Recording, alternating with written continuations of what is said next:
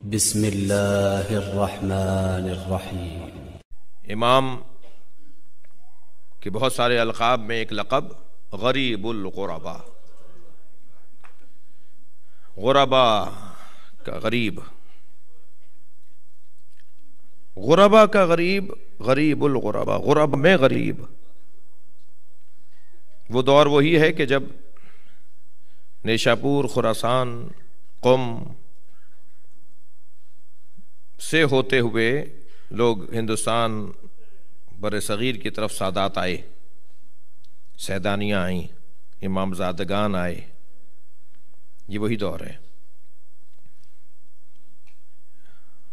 सैयद, इस घर का सैयद भी गरीब था, मगर बड़ा गरीब कौन है? जो इनमें बड़ा है। क्यों गरीबुल ग़ुरबा? इसलिए कि ग़ुरबा में जो अमीर है, ग़ुरबा का जो बड़ा है, वो गरीबुल ग़ुरबा कहलाएगा। और वो मेरे मौला रिज़ा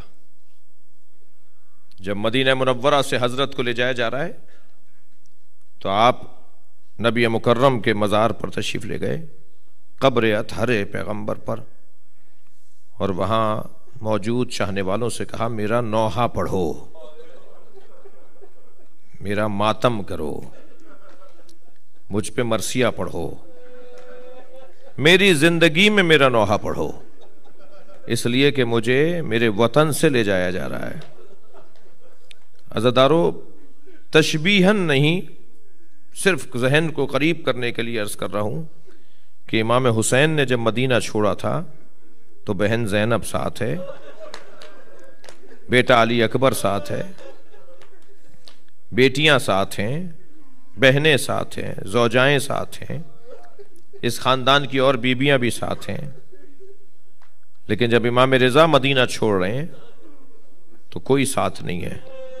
फरमा रहे हैं, मेरी जिंदगी में मुझ पे नौहा पढ़ो। अब दलील सुने हजरत ने जो खुद इरशाद फरमाई, इसलिए मेरी जिंदगी में नौहा पढ़ो कि मेरे जनाजे पर कोई रोने वाला नहीं होगा। अजरुकुम अल्लाह, मुझे गुर्बत में मार दिया जाएगा, खुरासान में मुझे गुर्बत में मार दिया जाएगा, और मेरे जनाजे पर रोने वाली मेरी बहनें नहीं होंगे। अज़ादारों, कभी सोचें कि जिस इमाम के, अल्लाहु अकबर, 27 बहनें हों,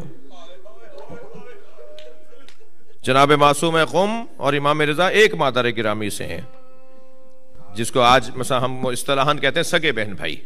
एक माँ से हैं इमाम रिज़ा, और जनाब मादर गिरामी से हैं जनाब मासूम क़ुम और जनाब मौला इमाम रिज़ा। कोई नहीं है जब जनाजा उठ रहा है। हत्ता आपकी आंखों में आंसू आ गए, हत्ता जब इमाम को जहर दिया गया ना, तो जहां से जहर मिला और जहां हजरत का क़याम था, सुनेंगे वहां हजरत गिरते हुए गए हैं। कोई मौला रिज़ा को सहारा देने वाला नहीं था। अजरुकुम अल्लाह, अजरुकुम अल्लाह। आपकी आवाजें बुलंद हैं, अल्लाह आपको इसका अजर सवाब अता फरमाए। मेरे मौला रिज़ा को जहर दिया गया, और उसी जहर के असर से मौला दूसरे दिन शहीद हो गए हैं। एक दिन और एक रात हजरत उस जहर के असर में रहे। मैं रिवायत पढ़ रहा था कि जब जहर दिया गया हजरत को, उसके बाद से तकलीफ शुरू हुई, और जब शहादत करीब हुई है ना, तो हजरत की कैफियत ऐसी थी जैसे करबला में अली असगर की कैफियत। अजरुकुम अल्लाह, अजरुकुम अल्लाह। खुदा किसी गम में न रुलाए सिवाय गम अहले बैत के, हमें रोने रुलाने वालों में करार दे। 2 मुहर्रम इमाम रिज़ा की खिदमत में देबिल खुजाई शायर हैं इमाम रिज़ा के। उन्होंने आकर कहा, मौला मैंने आपके जद हुसैन का मरसिया लिखा है। इमाम ने फरमाया, देबिल जरा सब्र करो।